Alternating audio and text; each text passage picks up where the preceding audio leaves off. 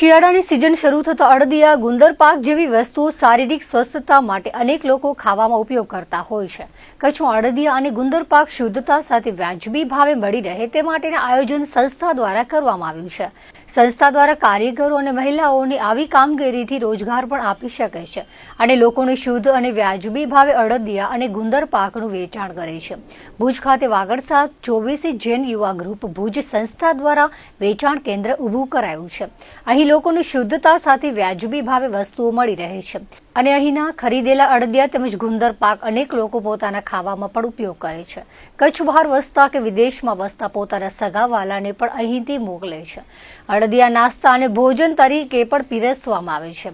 ત્યારે આ સંસ્થાને અગાઉથી ઓર્ડર આપી અહીંથી ખરીદી કરાતી હોય છે. આ અંગે સંસ્થાના મંત્રી રાજન મહેતાએ જણાવ્યું હતું કે છેલ્લા 10 વર્ષથી આ સંસ્થા દ્વારા આયોજન કરાય છે. અહીં શુદ્ધતા સાથે વાજબી ભાવે લોકોને અડદિયા, ગુંદર પાક વેચાણ કરીએ છીએ. સ્થાનિક રહેવાસીઓ કાયમી ગ્રાહક જેવા બની ગયા છે.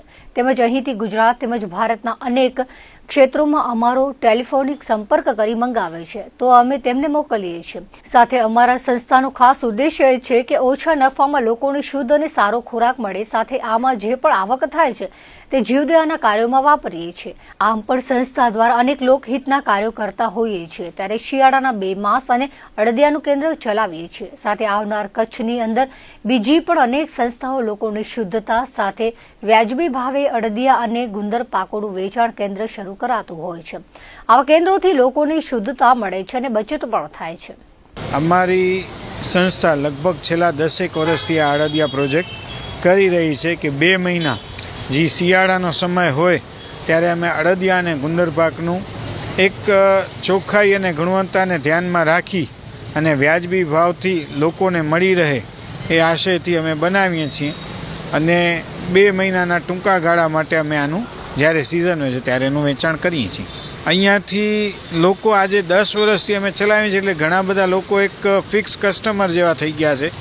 જે લોકો અમારી પાસે ફોનના માધ્યમથી પણ ઓર્ડર આપીને મંગાવે છે. લગભગ ગુજરાતના દરેક સારા સેન્ટરમાં લોકો અમારી પાસેથી મંગાવે છે. મુંબઈમાં પણ લોકો મંગાવે છે અને પોતાના ઘરે જ્યારે શુભ પ્રસંગ હોય છે ત્યારે પણ આ વસ્તુ મંગાવીને એ લોકોને ભેટ આપતા હોય છે.